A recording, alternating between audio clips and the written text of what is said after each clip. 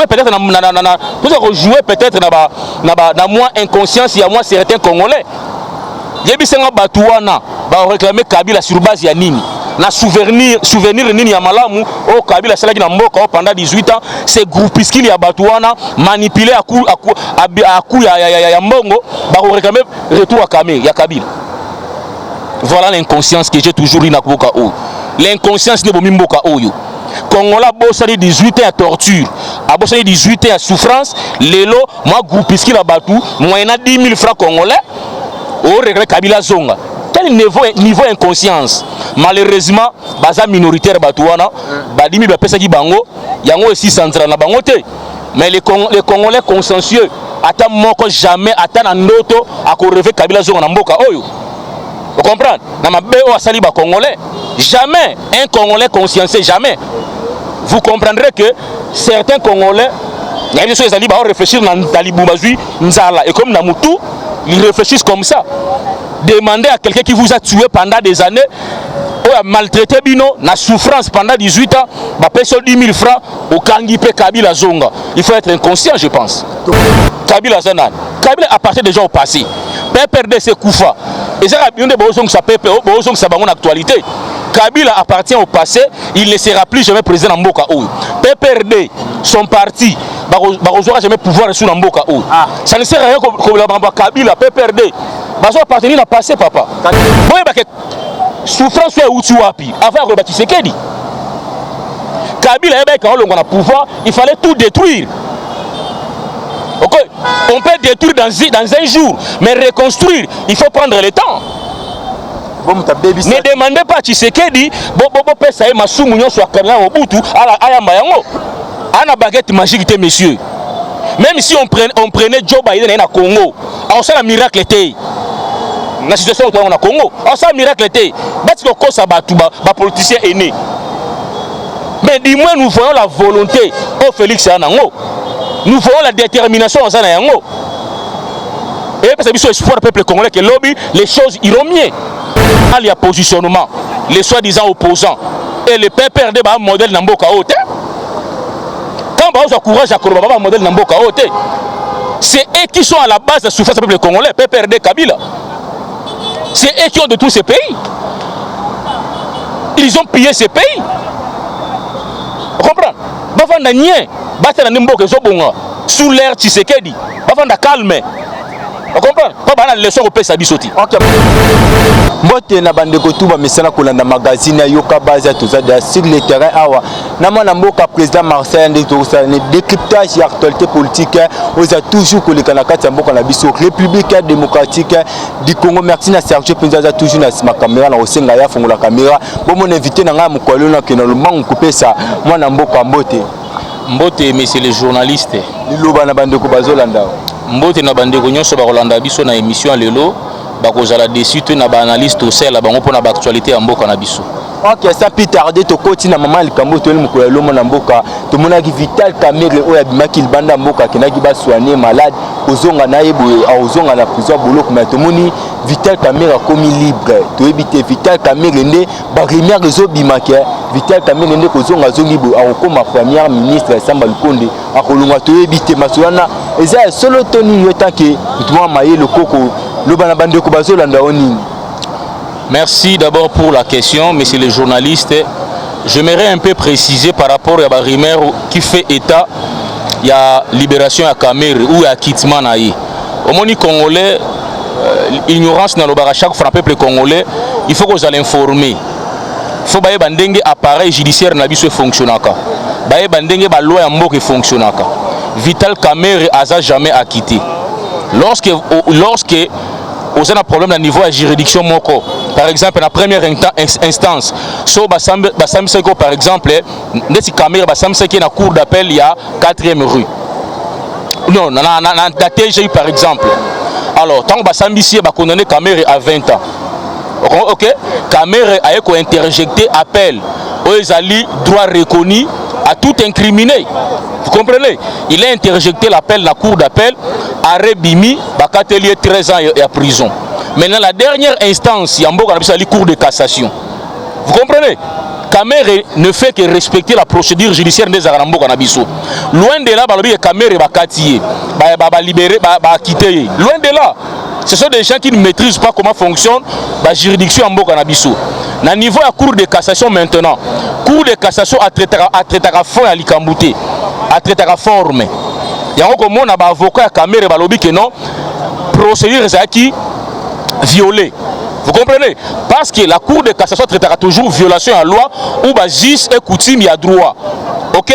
Alors, le avocat à Kamere estime que la loi a été violée. Par exemple, au lieu de la chambre condamné Kamere, par exemple, on a un exemple, il fallait pas être 5 juges, mais il y a 3 ou 4. Au moment que la loi a été violée. Maintenant, niveau cour de cassation, maintenant, à traiter forme. La forme, c'est ce que je viens de vous dire ici. La loi a été violée. Maintenant, une instance supérieure, cour de cassation, il y a un moment cour de salobinini. Comme la loi a été violée, maintenant, il faut pas bander la procédure normale, conformément à la procédure. Vous comprenez? Il y a un moment si Kamere na juge naturel na ye, c'est encore de nouveau conformément à la procédure. Il y a loi. Voler lion dernier mois na mboka biso tout monde qui makamna so bango kende. Pas appeler comme sous ba violo là comme makamba boiti to ko kapé moi na mboka pe botike tout monde en 2023 pas postuler moi na mboka. Il y a un auto ebisa awa photo mesana na loi, photo mesana na droit. La plupart des Congolais basa ba praticiens à droit mais balingi ko interpréter mamou à droit et puis on ça lango débat.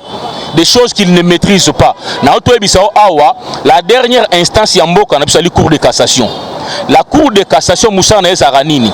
Babenga ngo sali va voie de recours. Il y a des voies de recours ordinaires, la voie de recours extraordinaire. La voie de recours extraordinaire et ça la à niveau à cour de cassation. Il y a un auto ebisa awa la cour de cassation na ba compétence matérielle na ye à traiter chose ali violation ya maambu ya droit loi. Si la loi a été violée, si les is et coutumes ya droit a été violé, voilà hier à intervenir pour nako ko ça un peu avis na ye. Voilà pourquoi na ebucho bisayo tala nini ya avocat Kamere. Balobi que non ba viola qui procédure. Vous comprenez? Et puis tant au cour de cassation atali yango amoni que bagi na raison. Voilà pourquoi na bisayo awa la cour de cassation a traité à formeté et fonté pardon a traité à forme. Le fond c'est-à-dire quoi? Lorsque Kamere est condamné à 13 ans de prison, il y a un droit à retoucher en moti. OK? Il y a retoucher forme. La forme, c'est-à-dire la procédure a été violée. Estime les avocats de Kamere. Voilà pourquoi il avait interjecté l'appel à niveau à cour de cassation. Il y a un moni cour tant à traiter requête nabango a trouvé les acquis fondés. Il y a un moni oui, à trouver les acquis fondés. Tout mais ça n'a droit papa. Tout mais ça par rapport à quoi moi? Permettez-moi, les journalistes vont pratiquer à droite. C'est ça le problème. Au moins en matière où nous maîtriser à l'ignorance, à ça la spéculation. Il faut savoir comment fonctionne la juridiction en Bokanabiso. Na auto ebisa awa, même yo so ba fundi yo na premier degré. OK? Ce qu'on monique jugement les alaki malamu te pona estimer, on peut interjecter appel. On a droit on a. Et si on interjecter appel par exemple, si la première instance là qui peut être la tribunal, il y a grande instance. Deuxième instance, il y a cour d'appel. Si on a monique qui satisfait na décision on a juge, na interjecter appel à niveau à cour d'appel. Ba rosa nini? Cour d'appel à bandira maintenant à 0 par rapport à la requête on a au côté ça. Vous comprenez? Si ba monique na qui na raison, soit ba ko kitenga, soit ba ko condamner nga li susu ka ne ba condamner nga na premier degré. Faut to mettre ça na droit papa. Kamere a interjecté l'appel na dernière instance à la cour de cassation. OK? To mettre ça na état de droit. L'état de droit ba c'est état de droit qu'il faut kangaka battu. Non. L'état de droit c'est-à-dire qu'il faut dire les droits comme il se doit. Si quelqu'un a raison, il a raison. S'il a tort, il a tort. Vous comprenez? État de droit, il faut condamner forcément parce que l'état de droit, non. De Vital Kamere Azawana, pour Nabino, Vital Kamere Azana raison, toi dans la faute. Je pense que notre émission est pour Nabisoté. C'est ça le problème. Les droits qui possèdent à Vital Kamere na TV na auto ebisayo awa les droits et c'est un principe nango faut respecter. Na auto ebisayo awa ko interjecter l'appel et ça lui doit reconnu à tout Congolais. Oh ba fundié. S'il estime que la première instance a été satisfaite, la décision à juge, il peut interjecter l'appel. Kamere c'est un Congolais, il a vu qu'il y a la deuxième instance. Jugement naïe, ils ont été entachés dans l'irrégularité. Selon l'avocat naïe, ils ont interjecté l'appel dans la cour de cassation, qui est la dernière instance en Bokanabiso. Yango moni cour de cassation en son tour, qu'est-ce qu'il va faire? Il va maintenant sursoir à Zongisi Kamere, na juge naturel naïe. Ce qui va s'ambitier, va estimer qu'il était toujours coupable de détournement, va condamner. Ba tout ba longola ba illusion ba osana muté. Jamal pe de tout le monde pe de Jamal pe ba bimisa pe. Mais c'est le journaliste, je pense na clair. Que ça les faut comprendre ce que j'ai dit. Moi je parle du droit. Je ne parle pas de sentiments, d'émotions à Batou. Oh, baso lingaka ba condamner Kamere, seront leurs sentiments. Na ba lingaka ba acquitter, seront leurs sentiments. Disons le droit. Na personne principe il y a droit. Comment les droits fonctionnent. Et ça ba sentiment, ba émotion à Batouté. Parce que certaines catégories de personnes ba condamner Kamere, to satisfaire bango. Ou certaines catégories de personnes ba acquitter Kamere, to satisfaire bango. Il faut dire les droits comme il se doit. On appelle ce principe il y a droit. Kamere, c'est un citoyen congolais, il a interjecté l'appel, qui est un droit reconnu. C'est ce qu'il a fait. Attendons maintenant la suite. C'est ça le problème. Pourquoi les gens veulent spéculer dans la matière où on maîtrise? Kamere n'a jamais été. Kamere a quitté été. Libéré été. Le procès, ils ont reprendre maintenant un juge naturel dans niveau cour d'appel. Parce que ces avocats ont estimé que la loi a été violée. C'est simple que ça, les gens doivent comprendre. Basé là, procès Zobanda, caméra, Adena Moka, procès Zobanda. Dans le cour de cassation, a traité à fondé, a traité à former. La forme pour une procédure, et c'est là qui est vicieuse. Il y a un estimé que l'avocat n'a pas côté requête, pardon, que la loi a été violée, selon eux. Alors, cour attend que dernière instance, à mon que ça dit fondé. Il y a un moment où maintenant procès.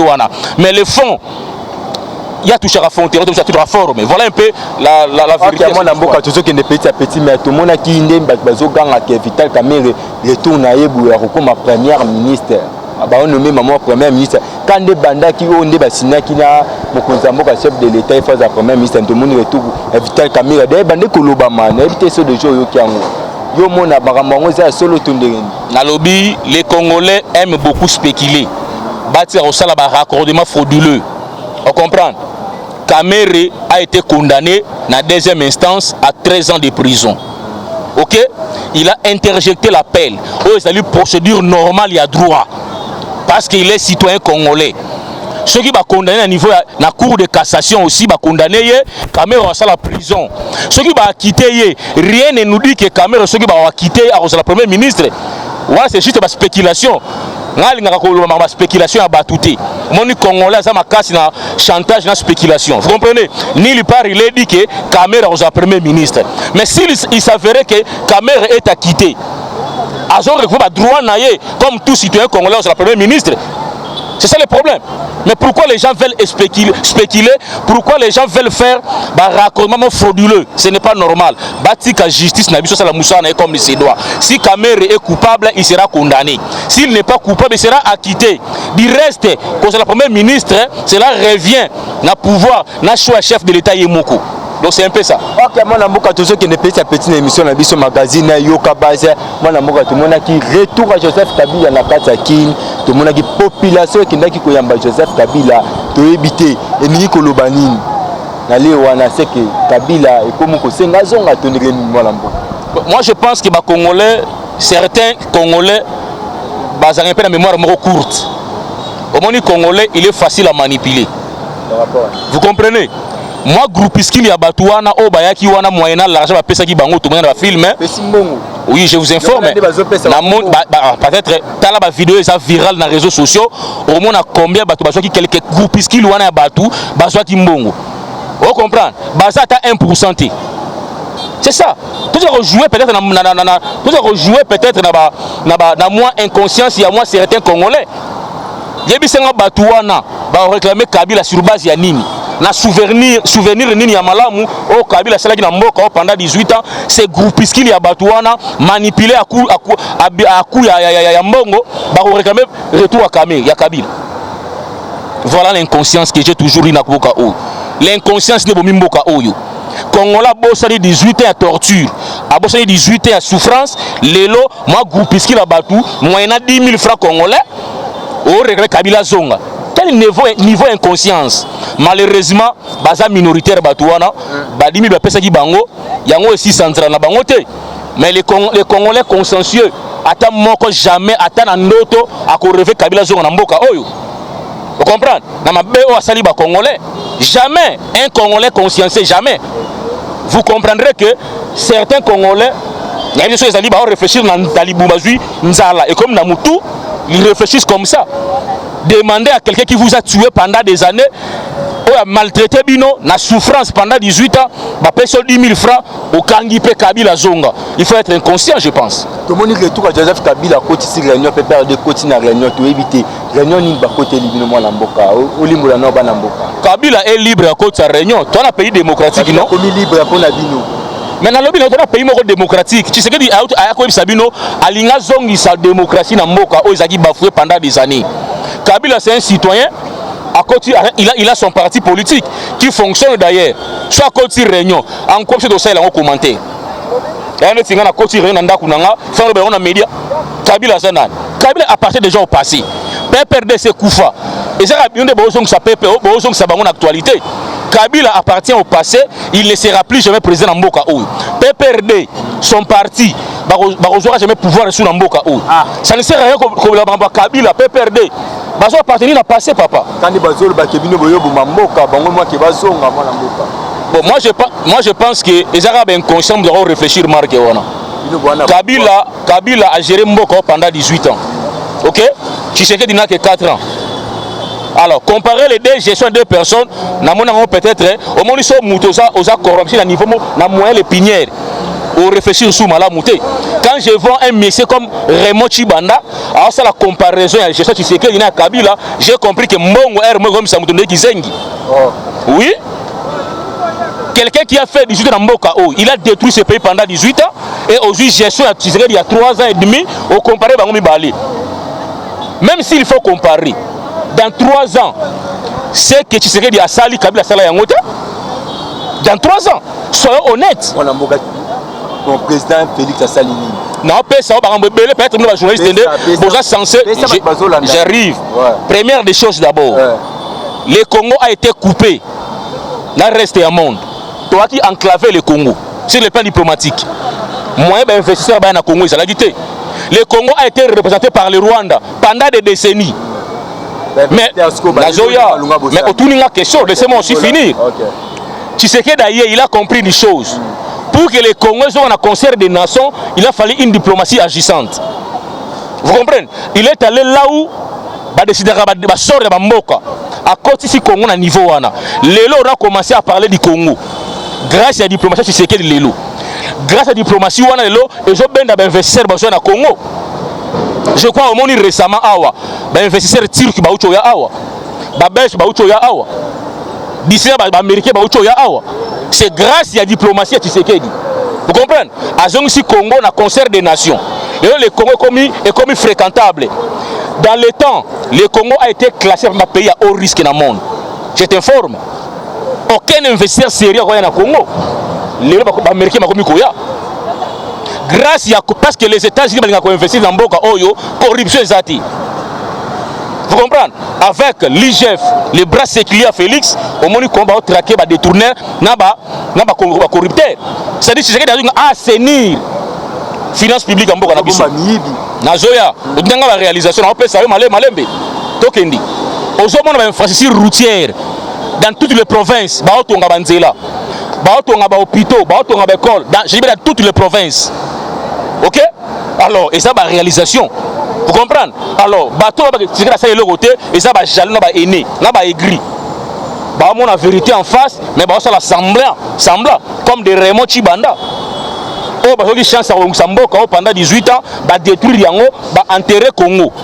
Maintenant, tu sais que du Boligny, dans 3 ans, dans 4 ans, par baguette magique, Congo comme à Lola. Mais ça, c'est injuste, papa. Tu sais qu'elle a démontré Bissot avec la volonté politique, Mboka est côté élément. A démontré Bissot Yango Lelo. Mais il y a des deuxième mandat, il y aura des. J'arrive. Un mandat. Il y aura des mandats. Aussi, si je répondre, oui, répondre. Naibisi ok, en déplaise, n'a pas aigri, n'a pas aveugle, n'a pas monté. Tu sais que dans un deuxième mandat. nazo informer yo. Vous comprenez? Quand les bazol babo matabo kita 2023 botika bokonzi. Yo bazol bake pour continuer dans un mandat. Si vous avez un sentiment à Moutou, le sentiment Moutou, il y a une réalité. Peuple angonani. Peuple sera boya qui Tshisekedi, nazo informer yo. Ba réaction à peuple sera boya Moutou, abimana balabala na ba marche. Vous comprenez? Tshisekedi le père Abissa Bisoboui. Dénominateur commun à peuple commun c'est Nzala. Ce peuple ça Nzala abimana balabala. Yebisa nga peuple na balabala contre Tshisekedi. Peuple nini?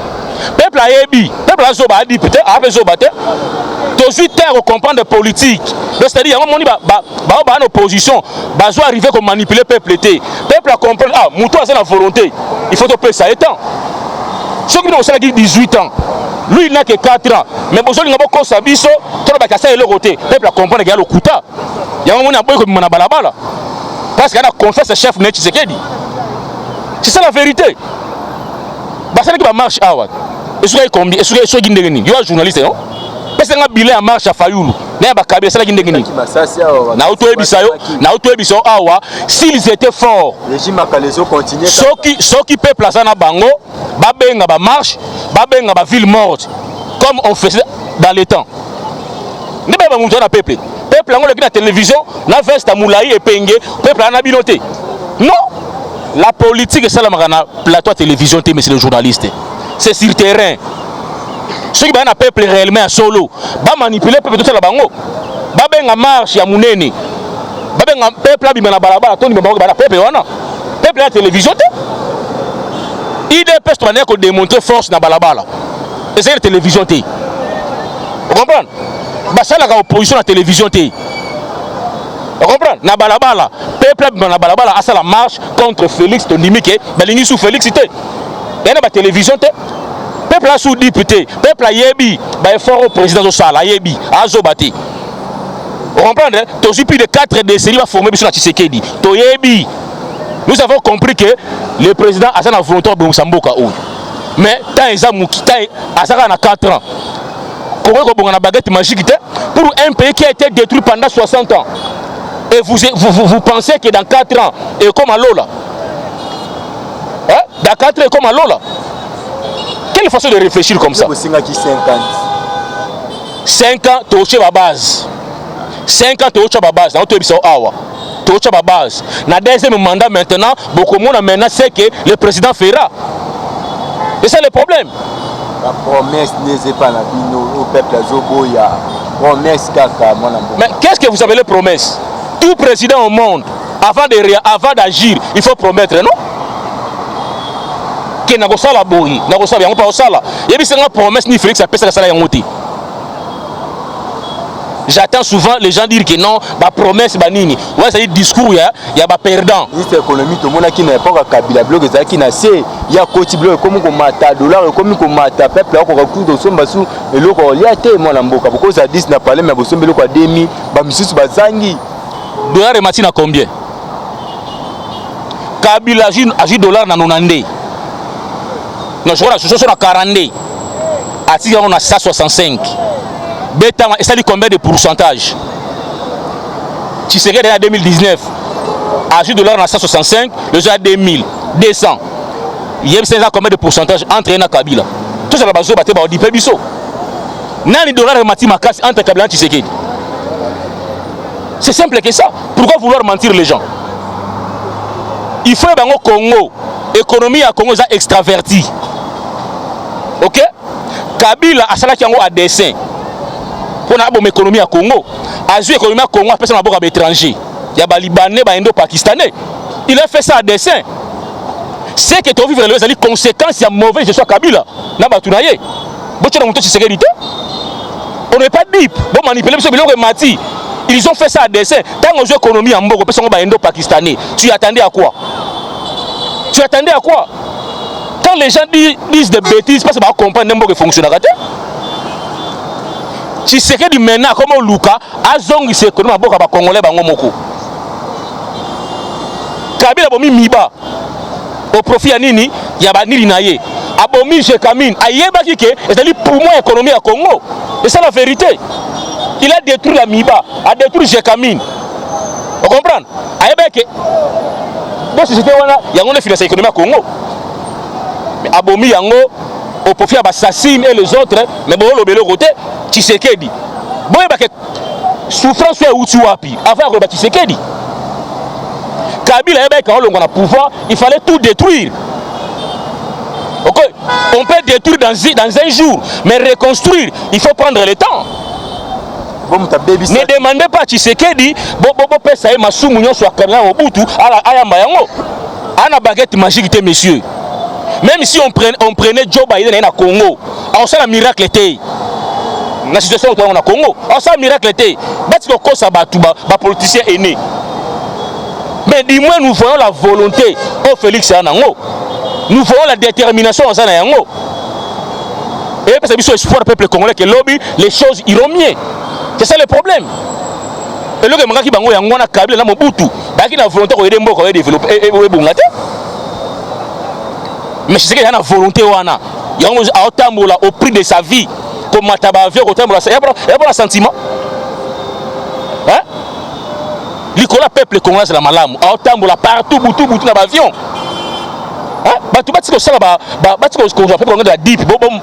Manipuler souffrance. La souffrance de n'a pas commencé aujourd'hui.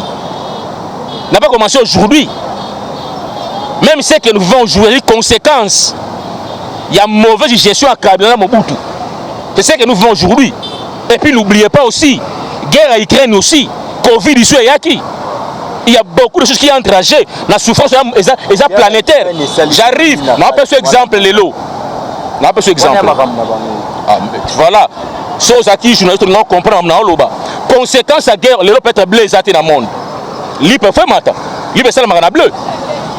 Carburant partout mati. Et pas la bisonde et ça prix à sur le bambou sur le monde entier. Mais bon, le bel est na Belgique, il y a commis 2,75 $. N'a pas besoin d'information. Quand les gens font beaucoup de bruit, parce que aux États-Unis, ils ont 1,63 et pas la vision 1,09. Pourquoi vous n'en parlez pas les journalistes? Pourquoi? Allez, pour manipuler le peuple congolais, bon, c'est bon, l'IP mati, papa, botika kinamboka oyo. Ok? Avec cette mentalité mboka oyo bongati. Vous comprenez? Que ces gens doivent comprendre souffrance du peuple congolais et c'est la forme de commerce na bangoté. Pour passer à l'opposition. La souffrance n'a pas commencé aujourd'hui avec Félix. Ok? Tu vas 18 ans à malheur dans mboka ou avec Kabila. Vous comprenez? Tu sais qu'il y a une baguette magique, il y a une formule magique, il y a pas un mot qui s'est développé. Non. Il faut prendre le temps. Laissez-lui le temps de reconstruire le Congo. Partout au monde. Vous comprenez? Alors, c'est ça un peu les Congolais. Tu sais qu'il y a une volonté de Mboka avec Libousou. Bolanda va détracteur na été. Ça a mal à positionnement. Les soi-disant opposants. Et le peuple perd un modèle dans Mboka haute. Quand on a courage à Koroba, un modèle dans Mboka haute. C'est eux qui sont à la base de la souffrance du peuple congolais. Le peuple perd Kabila. C'est eux qui ont de tous ces pays. Ils ont pillé ces pays. Vous comprenez? Sous l'air Tshisekedi. Calme. Vous comprenez? Pas la leçon au pays Sabisoti. Ok, moi, je suis petit à petit au Kenya. Tout le monde a pris réunion à Kenya où le président Mboka fait Antoine Tshisekedi Azala qui wana Paul Kagame Bangutu Badara qui wana pris réunion wana. Tout le monde s'assunge suna Paul Kagame Kutanaki. Masoloni Babetaki. Mais quand on a limbo la peuple congolais. Kagame comme dans ses rises, tellement il gain de cause dans Kenya, à Kenya, pensant que Tshisekedi est naïf, le rôle de prédécesseur naïe, et dit n'importe quoi. Aujourd'hui, un chef de l'État, Mboka Mouné, le rôle à Congo, a M23, a intégré une armée congolaise. Quel genre de bêtise? Tshisekedi ne pouvait jamais accepter ça. Yangolo, c'est à la base, il y a fragiliser l'armée Nabiso. Avec sous l'air Kabila, à chaque fois, Rwandais, M23, allez, Bokende, Bango, brasser Bango, armée Nabino, poste politique. Oh, Salango a dessein pour fragiliser notre armée, pour que les Rwandais continuent à piller nos richesses. Et Kagame a pensé que Tshisekedi azali Kabila. C'est niet. Abe ko salamaka jamais. Et puis Abisie prenez les FDLR, entrez dans l'armée na yo. Pourquoi hier Kagame a reçu FDLR à cause de mon armée rwandaise? Et demander à Tshisekedi que les militaires M23 qui sont des Rwandais à intégrer mon armée na biso. Vous comprenez? Tshisekedi n'est pas lâche. Et puis Abisie qui yango mbunzu na mbunzu. Abe ko salamaka jamais. Yango moni Kagame en perte à vitesse. À quel moment pas Sassou Nguesso, pensant que Sassou Nguesso a compris Tshisekedi. On comprend? Or rien. Or rien. On va en finir avec ces gens-là. Malheureusement, l'air de dialogue est déjà révolu avec Kabila. Dialogue est ça. Soba Makasi, tous les phares de ce bana est. Soba Makasi. Soba Makasi, tu as bouté bango dehors. Déjà, on a besoin d'informations. Déjà, on a besoin d'informations déjà. Beaucoup de Rwandais va Sibir, Liwa na Est, na Tchanzukuna. Va Koufonde va Soso. Certains ont été capturés.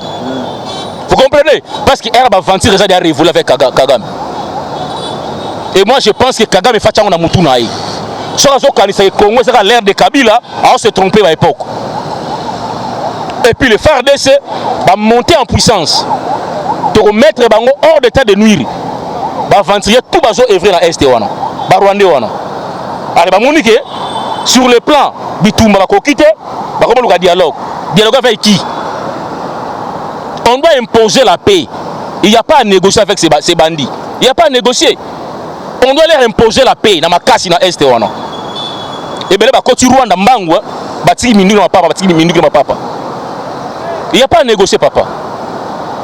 Base de la Kabila sera en 2280 va négocier na ye. Mais avec Tshisekedi, il n'y a pas à négocier avec les rebelles. Il n'y a pas à négocier. Donc il y a bango bango ti na Rwanda to kota na Rwanda. Na ba zone ba kimia na est bino bozone di magama ça c'est des tabango ba c'est des minduki ba bibo sangana mais bino bozone na te pourquoi. Na uto yebiso awa on ne peut pas négocier avec l'envahisseur ya mboka na bino. Baluka Kimia na Rwanda. Ils ne sont pas des Congolais. Baluka Kimia par rapport à quoi? Ils ne sont pas des Congolais, papa. Tu nous demandes à nous de négocier avec l'envahisseur à Mboka Nabiso. Là, il faut être malade, messieurs les journalistes. Permettez-moi les termes. Moutou Azobo, ma peuple, n'a pas négocié. Tshisekedi n'est pas Kabila. Il n'y a pas à négocier avec ces rebelles. Il n'y a pas à négocier. On va leur imposer la paix par force. Comme tout ça, il y a une crise économique en Rwanda, crise économique. Parce qu'il n'a plus de Congo. Vous comprenez? Parce que tu comprends que j'ai à Salagawana. Le lot a comme attaque de Londres, de Brazzaville, a comme un perce de vitesse de Rwanda. Kagame, tu sais qu'il y a un océan. Oui, ma force dans notre pour ça, rien. Mais il très douce. De Félix. Il y a une politique, il y a diplomatie, croyant qu'elle est faible. Le comment on là. Le tout puissant quand même le comme à fléchir. À comment on là. Crise continue en Boganaï. Dans les quotidiens, tant crise est comme un au sommet, peuple a retombé contre eux maintenant. Et là on se banga yangona. Parce que to kangi ba robinet, il y a pillage minerai à Congo. Félix a kangi yango l'état de siège. Il y a un million de bandits, n'a pas député corrompu comme on là. Vous l'avez dit, n'a pas député comme on là. On va l'état de siège. Allez-y comprendre. Place ni Mboga c'est-à-dire au Teka et pas Kagame a complicité avec des Congolais, les soi-disant députés. Mais fini la récréation avec Félix. Fini. Ok, merci mingi mwana mboka TV Zangunga to comme na suka émission na biso le bano ya suka ezani ni na numéro de téléphone mituna to tunyote bat ba robengo pe batu na yo olimbo la bana. Biso to senga peuple congolais bolanda ba vendeur d'illusion te opposition la Muka FCC bana leçon ko pesa biso te. Ba dirigeant mboka pendant 18 ans bangonde baza à la base ya malheur na bino ya Tshisekedi te. Tshisekedi a hérité situation oyo et pas ya ba oba gérer mboka oyo le PPRD peuple bolanda bango te ba ko sabino ba gérer mboka o 18 ans ba détruire mboka oyo ba teki jekamine ba teki miba na ba étranger ba yebeke to comme na situation oyo po ba kosa ba manipuler bino na ba 10 000 francs bolanda bango te Tshisekedi na volonté ko yede mboka oyo tambola et pas ko yede yango ko telema yango mo lelo ba détracter na mboka oyo ba comprendre que Tshisekedi a mettre bango à genoux en commençant par leur maître Kagame a comme ko tambola ko sillonner partout au monde parce qu'à comprendre que bakangi ba robinet ayi ba mbongo Congo par Tshisekedi à fléchir maintenant bon c'est Tshisekedi confiance à autre base le pays a été détruit et ça qui enfoncé d'ailleurs abimisa wana surface acha base lobby après demain bokolia malamu koleza moyen zéro Tshisekedi yana besoin de solution moko palliative te comprendre ana besoin de solution moko définitive pour na kolia congolais et ça te bilo ici le problème mataté yango moni a construire ba route et permettre bilo ke uta na ba ebima na mboka na ba centre de consommation. C'est ça la politique. Alors, il a relié les 26 provinces par les voies routières pour permettre à ceux qui sont en Mutuka et en centre de consommation. Vous comprenez? Bon, ça a chance. À ça, moi, na Congo, à l'Inimoka. Il y a un moyen de trahir Moka. Problème, il y a un moyen. Bango Bakalise qui serait pas Koya à trahir Congo, ne bango ba trahir Congo na ba étranger. Il a refusé catégoriquement devant Kagame. Yango moni Kagame comme si biloba loba akomo tambola ko sillonner partout dans le monde entier parce qu'il y a place nini en sous minerai à Congo té. To pesa président chance to soutenir rié akobongisa quotidien na biso ba congolais to kolia malamu to lata malamu et c'est dans peu de temps. Voilà ce que je pouvais vous dire peuple congolais. Mon numéro c'est le plus 243 81 52 99 123 plus 243 81 52 99 123. Ok, merci Mingi Bakaya Bakasha la vitamine Cole. Merci. La Rose Kamano est toujours dans ma caméra. C'était votre M, la serviteur, le manu de la presse congolaise, John Kamano, Tukutani Bisonabino, Malasima. Bye bye. On doit leur imposer la paix dans ma casse dans l'Est. Et bien, quand tu Rwanda, Mbangwa, Batiki Mindu ma papa, Batiki Mindu ma papa. Il n'y a pas à négocier, papa. Base de la Kabila sera en 2280. Va négocier naïe. Mais avec Tshisekedi, il n'y a pas à négocier avec les rebelles. Il n'y a pas à négocier. Donc il y a bongo ti na Rwanda to kota na Rwanda. Na ba zone ba kimia na est, bino bozone di mara ma ça c'est ta bongo ba cédé da minduki ba bibo sangana mais bino bozone na te pourquoi. Na uto yebiso awa, on ne peut pas négocier avec l'envahisseur ya mboka na bino. Kimia. Baluka kimia na Rwanda. Ils sont pas des Congolais, baluka kimia par rapport à quoi? Ils ne sont pas des Congolais, papa. Tu nous demandes à nous de négocier avec l'envahisseur Ambo Nabiso. Là, il faut être malade, messieurs les journalistes, permettez-moi les termes. Moutoua Zobo, ma peuple, n'a pas négocié. Tshisekedi n'est pas Kabila. Il n'y a pas à négocier avec ces rebelles. Il n'y a pas à négocier. On va leur imposer la paix par force. Comme tout ça, là, il y a un moment, crise économique en Rwanda, crise économique. Parce que il n'a plus de Congo. Vous comprenez? Parce que tu comprends que à Salagawana. Le lot a comme qui m'attaque de Londres, de Brazzaville, a comme un perce de vitesse sur Rwanda. Kagame, tu sais qu'il y a un maille océan. Il y a une force dans le pour ça. Rien, mais il est très douce. De Félix. Il y a une politique, il y a diplomatie, croyant qu'elle est faible. Le lot comme là. Le tout puissant quand même le lot comme à fléchir. À comment on est là? Crise continue en Boganaï. N'a pas quotidien. Tant crise est comme un mati au sommet, peuple a retombé contre eux maintenant. Et là, on a parce que to kangi ba robinet, il y a piège à minerai à Congo. Félix a kangi en état de siège. Il y a un million de bandits. N'a pas député corrompu comme on est là. Vous l'avez dit? N'a pas député corrompu comme on est là. On a l'état de siège. Allez-y comprendre. Place ni mboga c'est-à-dire au Teka. Et pas Kagame, à complicité avec des Congolais, les soi-disant députés.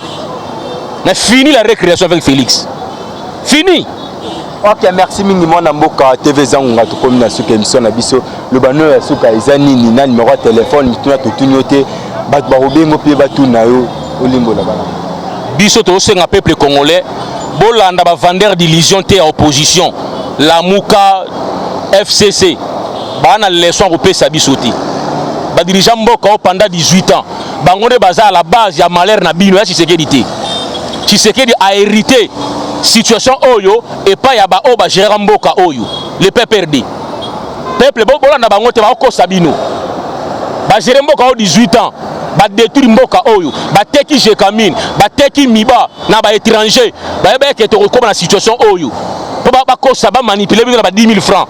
Bolanda bango te. Tshisekedi na volonté ko aider mboka oyo tambola et pas ko aider yango ko telema.